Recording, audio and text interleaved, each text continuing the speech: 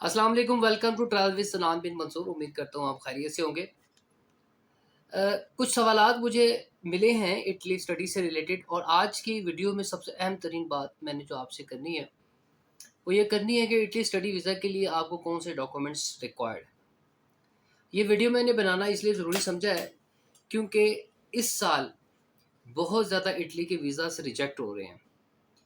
उसकी क्या वजह है, वो आपको मैं उसकी वजह भी बताऊँगा कि वीज़ा क्यों रिजेक्ट हो रहे हैं। एंड सेकेंडली कि आपको जब अपना केस फाइल करना है उसके लिए डॉक्यूमेंट्स अटैच करना क्यों ज़रूरी है, क्योंकि एक डॉक्यूमेंट की कमी की वजह से भी आपका वीज़ा रिजेक्ट हो सकता है इटली का। इटली का क्या, बल्कि किसी भी कंट्री के लिए भी जब कोई आप फाइल आपकी इनकम्प्लीट होती है तो वीज़ा के रिजेक्ट होने के चांसेस इंक्रीज हो जाते हैं। तो आज की वीडियो में मैंने आपको चेकलिस्ट बतानी है। चेकलिस्ट क्या है? Complete checklist. सेकंड नंबर पे आपको मैंने अपॉइंटमेंट की अपडेट देनी है कि बीएलएस की अपॉइंटमेंट की क्या अपडेट है पंजाब, केपी के और कराची, इस्लामाबाद के लिए। और फिर उसके बाद आपके कुछ क्वेश्चंस पूछे गए हैं, उसके मैंने आंसर्स देने हैं, जो कि इंतहाई अहम है। वैसे तो हर क्वेश्चंस इंपॉर्टेंट होता है स्टडी वीज़ा के अबाउट, चाहे वो इटली से रिलेटेड हो या किसी और कंट्री से रिलेटेड हो। लेकिन जब बात इटली की जाए तो बहुत ही ज़्यादा सेंसिटिव चीज़ें हो जाती हैं। तो वीडियो स्टार्ट करने से पहले हमेशा की तरह मैं आपसे रिक्वेस्ट करता हूँ कि आप हमारे चैनल को सब्सक्राइब करना बिल्कुल ना भूलें, और हमारे व्हाट्सएप चैनल को फॉलो करना ना भूलें, क्योंकि वहाँ पर मैं डेली अपडेट्स दे रहा हूँ स्कॉलरशिप, ना सिर्फ इटली में बल्कि पूरी दुनिया में जो स्कॉलरशिप जो अनाउंस हुई हैं, उसकी सारी अपडेट्स वहाँ पर आ रही हैं। अभी रिसेंटली मैंने एक वीडियो अपलोड की है, ज़रूर देखें, बड़ी अच्छी अपॉर्चुनिटी है। पीएचडी इन स्विट्ज़रलैंड और पोस्ट डॉक मास्टर्स के हवाले से, मास्टर्स भी करवा रहे हैं, पोस्ट डॉक को भी जो है ना स्पॉन्सर कर रहे हैं, एंड पीएचडी को भी स्पॉन्सर कर रहे हैं। बहुत अच्छी अपॉर्चुनिटी है। नो डाउट क्राइटेरिया थोड़ा-सा टाइट हो सकता है, लेकिन इतनी अच्छी अपॉर्च्युनिटी है कि आपकी लाइफ़ वहाँ पर सेटल हो सकती है। इस वीडियो का लिंक भी मैं अपनी वीडियो के डिस्क्रिप्शन में दे देता हूँ। 3 साल का ये कोर्स है और एक्सटेंड भी हो सकता है 4 साल के लिए, 5 साल के लिए भी। तो आप अपने प्रोग्राम्स को वहाँ पर जाके जो है ना वो रीच आउट कर लीजिए और अप्लाई करना बिल्कुल ना भूलिए। याद रखें कि स्विट्ज़रलैंड में अभी तक जो है ना वो डेट इसकी अनाउंस नहीं हुई, 1 अगस्त से डेट इसकी अनाउंस होंगी, जो कि मैंने पहले ही ऑलरेडी आपको सारी चीज़ें अपनी इस वीडियो में बता दी हैं। तो स्टार्ट करते हैं। सबसे पहले डॉक्यूमेंट्स जो उनसे रिक्वायर हैं, किसके लिए? इटली स्टडी वीज़ा के लिए। इन डॉक्यूमेंट्स के से पहले आपने अपना केस जो है ना वो सबमिट नहीं करवाना इटली एम्बेसी में। इन डॉक्यूमेंट्स को पहले आपने पूरा करना है। सबसे पहले आपके लिए आपके पास वीज़ा डी फॉर्म होना ज़रूरी है, और आपको पता होना चाहिए कि वीज़ा डी फॉर्म कौन सा है, जो आपने ऑनलाइन फिल किया है, उसका प्रिंट आपके पास होना चाहिए। दूसरे नंबर पे आपके पास पासपोर्ट साइज़ की पिक्चर्स होनी चाहिए। अच्छा जी, तस्वीरों में बहुत इंपॉर्टेंट चीज़ होती है। बाद औक़ात हर एक कंट्री ने पिक्चर का जो है ना वो साइज़ दिया होता है 35, 45, ठीक है? या पासपोर्ट साइज़ जब कहें तो वो पासपोर्ट साइज़ अंडरस्टूड है कि वो सेम है। लेकिन जैसे अब हम यूएसए की बात करते हैं तो यूएसए में जो है ना वो पिक्चर का साइज़ बिल्कुल ही डिफरेंट है। उसकी विड्थ, उसकी length, each and everything are equal. असल पासपोर्ट सिर्फ डाटा पेज की फ़ोटोकॉपी, यानी कि जिसके ऊपर डाटा, यानी जिसके ऊपर आपका नेम, एड्रेस, उसके ऊपर जो डेट्स हैं, एक्सपायरी डेट और इश्यू डेट वो लिखी हो, सिर्फ वो पेज चाहिए। कवर लेटर चाहिए और यूरोपास सीवी चाहिए, ठीक है? जब आप सीवी बनाएँगे अपना तो साथ ही कवर लेटर भी उसके बन जाएगा। एडमिशन लेटर यानी ऑफर लेटर आपको आपका उसके साथ अटैच होना चाहिए। ये मैं बता रहा हूँ हार्ड फॉर्म में आपके पास ये फाइल में अटैच होनी चाहिए। इसके बाद एजुकेशनल सर्टिफ़िकेट्स हैं, जिसमें बैचलर का है, एफए का है, एफएससी का है, मैट्रिक है, अपोसाइल या फिर तस्दीकशुदा होनी चाहिए। डेफ़िनिटली मुआफ़ा से उसको अटेस्टेड होना ज़रूरी है। और 7वें नंबर पे आ जाता है आपका जी सीआईएमई सर्टिफ़िकेट, सीएम सर्टिफ़िकेट। आपको पता होना चाहिए कि ये क्या है। ये इटली की वैसे तो हर कंट्री का डिफरेंट है। इटली की स्टडी के इक्विवेलेंस चेक करते हैं कि आपकी स्टडी जो है ना वो का लेवल क्या बन रहा है। तो ये आप ऑनलाइन भी करवा सकते हैं। इसकी फ़ीस €150 से लेकर €180 तक है, और ये आपने लाज़मी करवाना है। ठीक है? इसके बाद प्री एनरोलमेंट समरी आपके पास होनी चाहिए। जिस यूनिवर्सिटी में आपने अप्लाई किया है, उसकी प्री एनरोलमेंट समरी आपके पास लाज़मी होनी चाहिए। अच्छा जी, एनरोलमेंट डॉक्यूमेंट्स अगर अवेलेबल हैं तो ठीक है। एनरोलमेंट डॉक्यूमेंट्स कौन से होते हैं? एनरोलमेंट जब आप एनरोल कर होते हैं यूनिवर्सिटी में, उसका आपको कोई नंबर्स वगैरह मिलते हैं, उसका की प्रिंट की कॉपी मिलती है, वो सारी चीज़ें। अच्छा जी, आइल्स 6.0, 6.5, 7 तक आपके पास जो भी आपका रिज़ल्ट है बैंड्स में, बैंड्स जितने भी आपको आए हैं, वो आपके पास होना चाहिए। अगर आइल्स रिक्वायर्ड नहीं है, you should have at least proof of English language. आपको एक पास इंग्लिश का कुछ सर्टिफिकेट होना चाहिए, ये प्रूव कर सके कि yes you can speak English. And then number 11 accommodation आपके पास उसका प्रूफ होना चाहिए। इंश्योरेंस होना चाहिए नंबर 12 पर। Number 13 one way flight ticket, dummy भी काबिल कबूल है। इसमें अब डमी मोस्टली स्टूडेंट डमी बना लेते हैं, 2-3 हज़ार रुपए की, 1000 रुपए की बन जाती है। बाद लोग तो फ्री भी बना देते हैं, कोई लिंक निकला है आपका तो। अच्छा जी, वन वे फ़्लाइट टिकट हो गया है। नंबर 14 पे है birth certificate and MRC and plus FRC अगर हों तो। अगर हों से मुराद ये है कि अगर वो रिक्वायर करें, और they should must be attested from MOFA. अच्छा जी, फिर उसके बाद स्पॉन्सर की बैंक स्टेटमेंट और जो कि कम से कम 6 से 12 माह तक की या 3 से 6 माह तक की स्टेटमेंट हो आपकी, ठीक है? अच्छा जी, स्पॉन्सर का टैक्स सर्टिफिकेट और टीआईएन, टैक्स सर्टिफिकेट आप एफबीआर से ले सकते हैं और फिर किसी भी लॉयर के थ्रू आप ये निकलवा सकते हैं। उसके बाद आ जाती बैंक स्टेटमेंट हो गई है, और उसके बाद एप्लीकेंट का एम्प्लॉयमेंट सर्टिफिकेट, ट्रेड लाइसेंस, यानी जहाँ पर आप जॉब कर रहे हैं उसका एक जॉब लेटर आपको चाहिए होता है। ठीक है, अगर जॉब लेटर नहीं है कि आपका अपना बिज़नेस है तो उसका ट्रेड नंबर जो भी लाइसेंस है वो उसके साथ अटैच करेंगे। अच्छा जी, फिर उसके बाद एप्लीकेंट का टीएनआई टैक्स सर्टिफिकेट अगर हो तो जो एनटीएन आपका नंबर है वो होना ज़रूरी है। फिर एफिडेविट ऑफ फाइनेंशियल सपोर्ट। अच्छा जी, अब ये क्या है? ये बेसिकली अगर आपको आपके पेरेंट्स स्पोर्ट्स कह रहा हूँ स्पॉन्सर कर रहे हैं, आपका भाई स्पॉन्सर कर रहा है, अक्सर मैसेजेस मुझे मिले थे, मैंने आपको क्वेश्चन के आंसर भी दिए हैं, या बहन आपको स्पॉन्सर कर रही है, स्टेटमेंट आपकी बहन की बैंक की है, वालिदैन के बैंक की है, या भाई के बैंक की है, किसी और रिश्तेदार की, तो आपने उसके साथ एफिडेविट लगाना है। और एफिडेविट में आपने यही लिखना है कि मुझे स्पॉन्सर जो है ना वो मेरा भाई कर रहा है, बहन कर रही है या पेरेंट्स कर रहे हैं। ये चीज़ें आपने इसमें अटैच करनी है। अच्छा जी, एफिडेविट ऑफ नेम करेक्ट, अगर नाम में फ़र्क, अगर हाँ जी, अगर नाम में फ़र्क हो तो आप आपने उसका एक सर्टिफिकेट भी लगाना है जिसमें उसका ओरिजिनल नेम हो, ठीक है? So this is the check list of study visa in Italy. कुल 22 पॉइंट्स हैं, इसको नोट डाउन कर लीजिए। जब तक ये एटलीस्ट कंप्लीट ना हो, आपने अपना केस सबमिट नहीं करवाना। अभी मैंने इसके अंदर वो चीज़ें ऐड नहीं की, ये सारी बेसिक हैं। अभी इसके अंदर ट्रांसलेटेड चीज़ें ऐड नहीं की जो इटालियन लैंग्वेज में होनी है, वो चीज़ें ऐड नहीं की।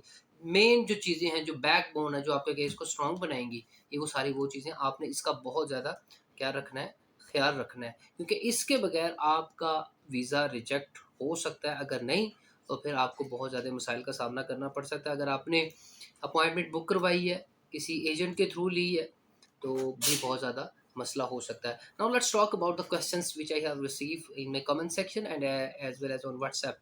क्वेश्चन है जी पेशावर से, हाय सर, मेरा बीएस स्टार्ट है in artificial intelligence.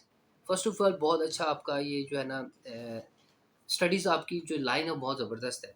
Here in Peshawar मेरा सेकंड सेमेस्टर कंप्लीट हुआ है, क्या मैं ट्रांसफ़र हो सकता हूँ to the Italian university third semester के लिए, या मुझे फ्रेश बीएस स्टार्ट करना होगा इटली में? तो जनाब, पूरे पाकिस्तान से क्या, इंडिया से क्या, बांग्लादेश से क्या, कहीं से भी आप ट्रांसफ़र नहीं करवा सकते।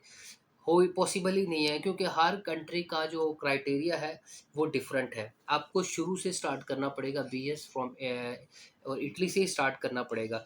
कि इसकी क्या कुछ वजूहात है वो मैं आपको बता देता हूँ। सबसे पहले है जी, आप बराह रास्त थर्ड सेमेस्टर में ट्रांसफ़र नहीं करवा सकते, पहला आंसर तो ये हो गया। Now let's talk about explanation. कोई भी नॉन ईयू मेंबर, यानी जो यूरोपियन यूनियन का मेंबर नहीं है, यूरोप से बाहर का है, वो इसमें मसलन पाकिस्तान, वो इसमें आप ट्रांसफ़र नहीं करवा सकते। उसकी वजह क्या है कि हर यूनिवर्सिटी का जो करिकुलम है और क्रेडिट सिस्टम है वो डिफरेंट होता है। लिहाजा अब देखिए ना, अगर आपने मास्टर्स किया ना, तो मास्टर जो है ना वो इटली की स्टडी के इक्वलेंट जो होगा ना वो गालिबन ग्रेजुएशन के इक्वल आएगा, ठीक है? तो यहाँ से फ़र्क हो गया। अब आप बीएस कर रहे हैं तो थर्ड सेमेस्टर में है, तो जब आप वो उसको इक्विवेलेंसी के ऊपर लेके जाएँगे तो आप गालिबन इंटर के ऊपर जाके जो है ना वो मैच करेंगे। तो इसलिए वो काबिल कबूल नहीं है, इसलिए डिफरेंट करिकुलम है, डिफरेंट क्रेडिट सिस्टम है। एंड सेकंडली, अगर कुछ यूनिवर्सिटी अलाउ भी करें तो वो पहले आपकी ट्रांसक्रिप्ट को चेक करेंगी और कोर्स आउटलाइन को एवेल्यूएट करती हैं, जैसे कि मैंने अभी बताया है, और जिसमें वक्त लगता है और अप्रूवल अनसर्टेन होता है, यानी अप्रूवल के चांसेस बहुत ज़्यादा कम होते हैं। फिर आपके पास ऑप्शन ये है कि आप दोबारा से फ्रेश बीएस में जो है ना वो अप्लाई करें, इटली में करें, पूरे सेमेस्टर के साथ करें। और उसका बेहतरीन तरीका यही है कि आप अपने डॉक्यूमेंट्स कंप्लीट करें, वो डॉक्यूमेंट जो मैंने अभी पहले बताए हैं। तो इसमें आप अपने डॉक्यूमेंट्स कंप्लीट करके आप अप्लाई करें। आपको मैं सजेशन ये दूँगा, इटालियन यूनिवर्सिटी को ईमेल करें जिनमें एआई या कंप्यूटर साइंस हो, मसलन यूनिवर्सिटी ऑफ बोलोग्ना और स्पेंजिया रोम, एंड डी मिलानो। इनसे पूछे कि वो क्रेडिट ट्रांसफ़र करते हैं या नहीं, अगर वो ना करें तो आपको बीएस फ्रेश स्टार्ट करना होगा। अब कुछ लिंक्स हैं यूनिवर्सिटी के मैं ऐड कर रहा हूँ, यूनिवर्सिटी ऑफ बोलोग्ना के और मिलानो के और यूनिवर्सिटी ऑफ रोम के भी मैं आपको इसमें ऐड कर रहा हूँ। इसमें आप जाके जो है ना वो लाज़मी अप्लाई कीजिएगा आर्टिफ़िशियल इंटेलिजेंस में। नेक्स्ट क्वेश्चन है जी, सर यूएई से डॉक्यूमेंट्स अटेस्ट करवाने का तरीका क्या है? तो जनाब आप करवा सकते हैं, लेकिन थोड़ा-सा तरीका लेंथी है। अगर आप यूएई से अप्लाई कर रहे हैं तो उसका तरीकाकार ये है कि सबसे पहले स्टेप नंबर 1 को हम देख लेते हैं। स्टेप नंबर 1 में पाकिस्तान में इब्तदाई तस्दीक ज़रूरी है। आप पाकिस्तान से गए हैं तो इसलिए आपके सारे डॉक्यूमेंट पाकिस्तान से अटेस्टेड होना सबसे पहली बात है, ज़रूरी है। उसमें क्या है, आपके एजुकेशन सर्टिफ़िकेट है, उसमें आपकी बोर्ड यूनिवर्सिटी से उसकी अटेस्टेशन है, फिर उसके बाद एचईसी से अटेस्टेशन है, फिर उसके बाद आपके जो पैदाइशी सर्टिफ़िकेट है, बर्थ सर्टिफ़िकेट है और MRC, FRC, they should be it should be attested from ministry of foreign affairs and national database union council से तस्दीकशुदा और फिर मिनिस्ट्री ऑफ फॉरेन अफेयर्स से भी टेस्ट होना चाहिए। This is step number 1। Step number 2, UAE embassy in Pakistan. जब आप ये सारी चीज़ें टेस्ट कर लेंगे, फिर आप यूएई एम्बेसी, अगर आप लाहौर में है तो लाहौर में इधर गंगाराम हॉस्पिटल के पास है, इस्लामाबाद में भी है, कराची में भी है, तो इसकी फ़ीस तकरीबन 150 से लेकर 100 यूएई की करेंसी के बराबर है, ठीक है। आप उनको टीसीएस भी कर सकते हैं, कोरियर भी करवा सकते हैं। वो तमाम डॉक्यूमेंट जो आपने अभी जो मैंने अभी ऊपर आपको बताए हैं। स्टेप नंबर 3 है attestation from ministry of foreign affair UAE. जब आप यूएई में हैं तो क्या करना, क्या आपने यूएई की वेबसाइट पे जाना है। मैं ऐड कर देता हूँ इसमें लिंक में, सॉरी, वीडियो के अपनी डिस्क्रिप्शन में। आपने अपॉइंटमेंट लेनी है, ठीक है। उसके बाद आपने अपॉइंटमेंट बुक करवाने के बाद अपने सारे डॉक्यूमेंट्स ले जाने हैं। आम तौर पर ये जो यूएई की एम्बेसी है, डॉक्यूमेंट्स जहाँ से टेस्ट होते हैं वो दुबई, अबू धाबी और शारजा में है, ठीक है। फीस इसकी 150 से यूएई जो है ना वो दरम है। क्लियर हो गया। असल डॉक्यूमेंट जो आपने साथ लेके जाने रिक्वायर्ड, उसमें असल डॉक्यूमेंट है, फ़ोटोकॉपी है, प्लस पासपोर्ट या आईडी एमिरेट्स की कॉपी है, ministry of foreign affair UAE की सफारत खाने की तस्दीकशुदा स्टैंप्स के साथ। फ़ीस या कैश जो भी कार्ड आप देना चाहें वो आप दे सकते हैं। यूएई में सिर्फ वही डॉक्यूमेंट्स अटेस्ट होते हैं जिन पर पाकिस्तान में मुकम्मल चेन ऑफ अटेस्टेशन हो। मेरी बात समझ आ रही है? अगर आपने जो ऊपर वाले डॉक्यूमेंट्स हैं वो पाकिस्तान से मुकम्मल तौर पर अटेस्ट करवाए हुए हैं ना, तो तभी यूएई से टेस्ट होंगे, अदरवाइज़ नहीं होंगे। अगर आप वो यूएई से पाकिस्तान से कोई भी डॉक्यूमेंट्स ऐसा है जो अटेस्टेड नहीं है, तो वो आपका टेस्ट नहीं होगा। ये आपने अपने ज़हन में रखना है, ठीक है। अगर आप इटली, यूरोप के इस्तेमाल करें तो आपको बाद सूरतों में अपोसाइल भी दरकार हो सकती है, ठीक है। जो मिनिस्ट्री ऑफ फॉरेन अफेयर से होती है वो ज़रूरी है करवाना, अगर नहीं तो फ़ायदा कुछ नहीं। अगर आपके पास degree, transcript, birth certificate, marriage certificate, police clearance तो इसको भी आपने मिनिस्ट्री ऑफ फॉरेन अफेयर से अटेस्ट करवाना है। Now let's talk about very important which is everyone is waiting for this news कि सर जो अपॉइंटमेंट की अपडेट्स हैं वो क्या हैं। और इस्लामाबाद की क्वेश्चन भी हमें मिला है कि सर इस्लामाबाद एम्बेसी की अपॉइंटमेंट कब तक खुलेगी? भाई जी, कोई इसकी अपडेट्स नहीं है। मैंने तकरीबन हर एक वीडियो में इस चीज़ का तज़किरा किया है कि एम्बेसी की जो अपॉइंटमेंट है वो डेली बेसिस के ऊपर जो खुलती हैं, डेली खुलती हैं। मैं आपको बस इतना बता दूँ, डेली खुलती हैं, लेकिन सिर्फ 2 स्लॉट्स ओपन होती हैं। किसके लिए? पंजाब के लिए, केपीके के लिए और इस्लामाबाद के लिए सिर्फ 2 ओपन होती हैं। और ये 2 ओपन विद इन 2 और 3 सेकंड बुक भी हो जाती हैं। और ये कब तक होता रहेगा? ये 25 मई से लेकर 2025 नवंबर तक ये स्लॉट्स इस तरह ओपन होते रहेंगे। माइट बी पॉसिबल कि वो ज़्यादा ओपन कर दें, हो सकता है, लेकिन ज़्यादा चांसेस यही हैं कि जो है ना वो इसी तरीके से ओपन हो और आपको ज़्यादा वर्क करना पड़े। जिस टाइम पे मैंने आपको बताया, एक तो रात का टाइम है, 12 से रात 3 बजे तक का ही टाइम है। ये बेहतरीन टाइम है कि इस टाइम में आप जो है ना वो अपनी अपॉइंटमेंट के मुताबिक चेक कर सकते हैं। 26 फरवरी 2025 को पब्लिक नोटिस के मुताबिक मार्च 2025 बरोज़ और 2025 में इस्लामाबाद में एक tourism business visa family reunion slots जारी किए गए थे। ये मार्च 1 मार्च की आपको बता रहा हूँ। इसमें ये वाज़ह किए गए थे कि फ़ारिग सर्च करें या फिर जो है ना वो जो है ना वो ऐसे लोग, ऐसे एजेंट्स, ऐसी कॉन्टैक्ट से रब्ता करें जो आपको ऑथेंटिक जो है ना वो बिल्कुल कन्फर्म आपको अपॉइंटमेंट भी दें और आपको जो है ना वो स्कैम भी ना करना पड़े। अच्छा जी, अब बात कर लेते हैं वेरी इंपॉर्टेंट कि इस साल जो है ना इटली के वीज़े, स्टूडेंट्स के वीज़े बहुत ज़्यादा रिजेक्ट हो रहे हैं। कंफर्म सोर्सेज़ के मुताबिक क्यों रिजेक्ट हो रहे हैं? उसकी वजह ये है, जो हमें पता चली है, वो ये पता चली कि अकोमोडेशन के इश्यूज़ हैं एंड प्लस जो है ना वो एक्सपेंसेस के इशू हैं, अलाउंसेस के इशू हैं, जिसकी वजह से जो है ना वो वीज़ा इटली के रिजेक्ट हो रहे हैं। उस तीसरे नंबर पे बैंक स्टेटमेंट की वजह से, बैंक स्टेटमेंट जस्टिफाई नहीं, जिसकी वजह से इटली के वीज़ाज़ जो है ना वो ज़्यादा तादाद में रिजेक्ट हो रहे हैं। So I will suggest to everyone, please be careful about bank statement and plus your case whether you are filing in Italy study for the studies. तो बात ये है कि आप ये सारे चीज़ों को अच्छी तरीके से चेक कर लें, क्रॉस चेक करें, जो डॉक्यूमेंट्स मैंने बताए उनको देख लें।